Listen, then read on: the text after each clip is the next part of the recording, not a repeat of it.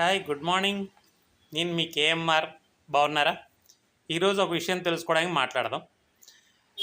మనం సక్సెస్ అవ్వాలి, చాలా ఎత్తుకు ఎదగాలి, చాలా పైకి ఎగరాలి, ముందుకు వెళ్ళాలి అనుకుంటాం, అవునా?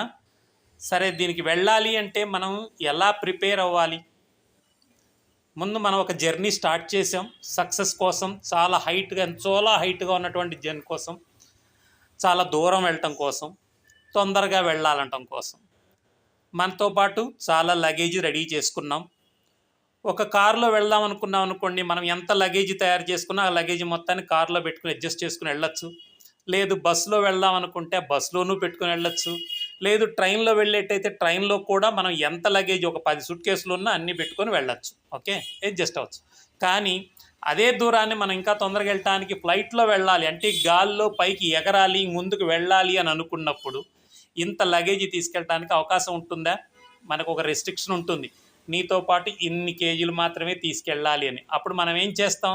మనతో పాటు ఉన్న లగేజీలో చాలా అవసరము, ఈ కొద్దిలో మనకు ముందు జర్నీలో ఉపయోగపడతాయి అనుకున్నది మాత్రం పెట్టుకొని మిగిలినవన్నిటిని వదిలేస్తాం. అక్కడ వదిలేసి మనకు అవసరమైన దాన్ని మాత్రమే తీసుకొని ముందుకు వెళతాం. అప్పుడు ఫ్లైట్లో ఎక్కగలుగుతాం, ఫ్లైకి ఎగరగలుగుతాం, అనుకున్న గమ్యానికి చేరగలుగుతాం, అవునా? సో ఇలా చేరాలి అనుకున్నప్పుడు మనతో పాటు అనవసరంగా ఉన్నటువంటి లగేజ్ని అంతా తగ్గిస్తున్నాం.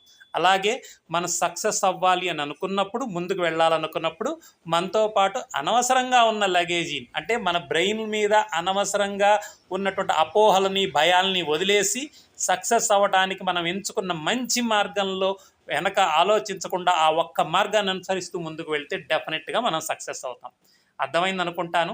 సో మనం చేయాల్సింది, మనం సక్సెస్ అవ్వాలి అంటే మన బ్రెయిన్ మీద ఉన్న అన్నెసరీ థింగ్స్ అన్నిటినీ వదిలించుకొని హ్యాపీగా తేలికమైనటువంటి మనస్సుతో ముందుకు వెళితే సక్సెస్ అవుతాం. Okay, thank you, wish you well.